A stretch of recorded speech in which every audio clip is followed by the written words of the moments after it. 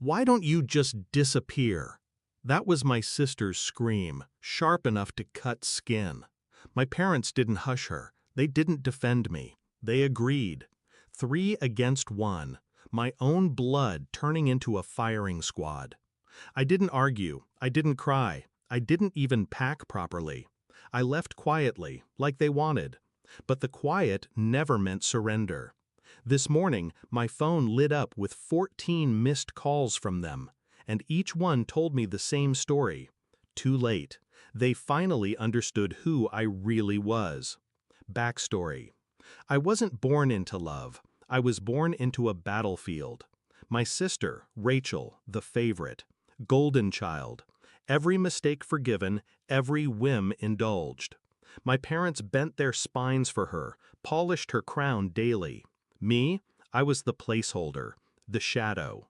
If Rachel wanted light, they dimmed me further. But shadows have an advantage. They see things light never notices. Discovery of betrayal. It wasn't one moment that broke me. It was a collection of tiny knives. The way my mother called me a burden.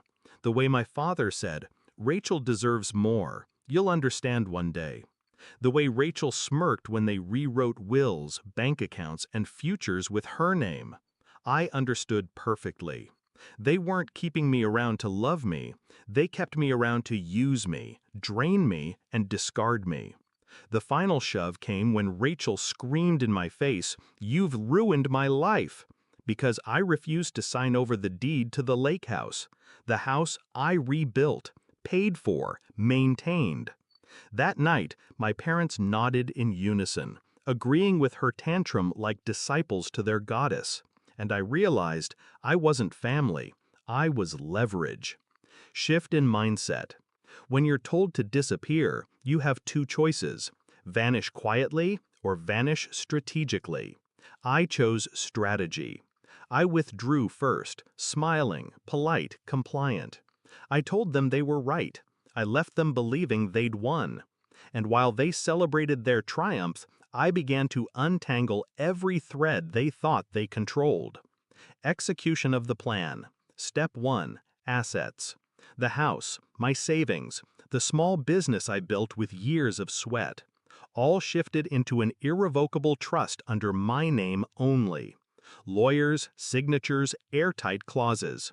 Rachel's name didn't appear anywhere. Neither did my parents. Step 2. Exposure.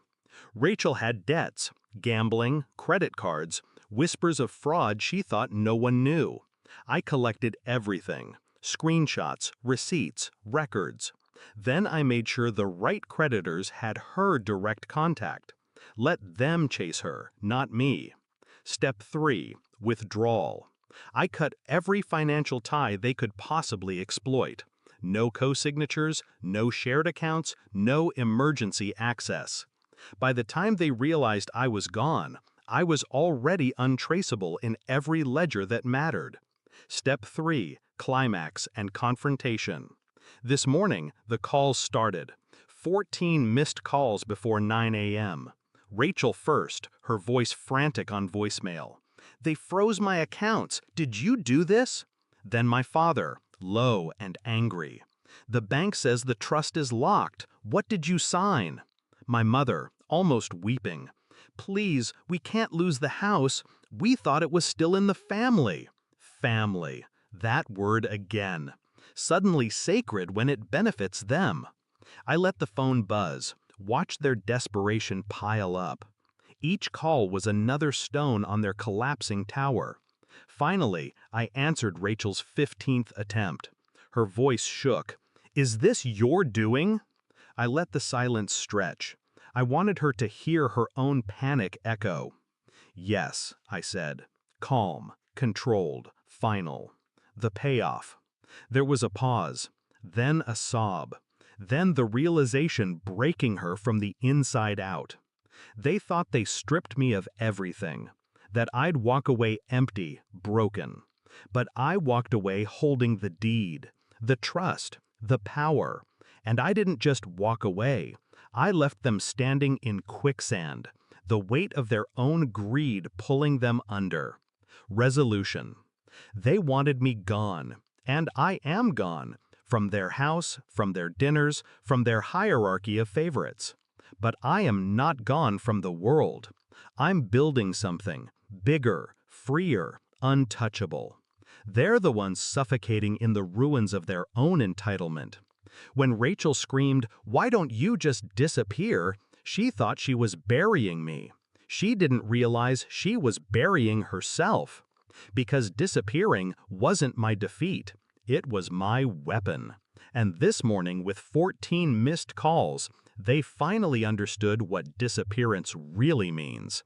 Not silence, not surrender, but the cleanest form of revenge.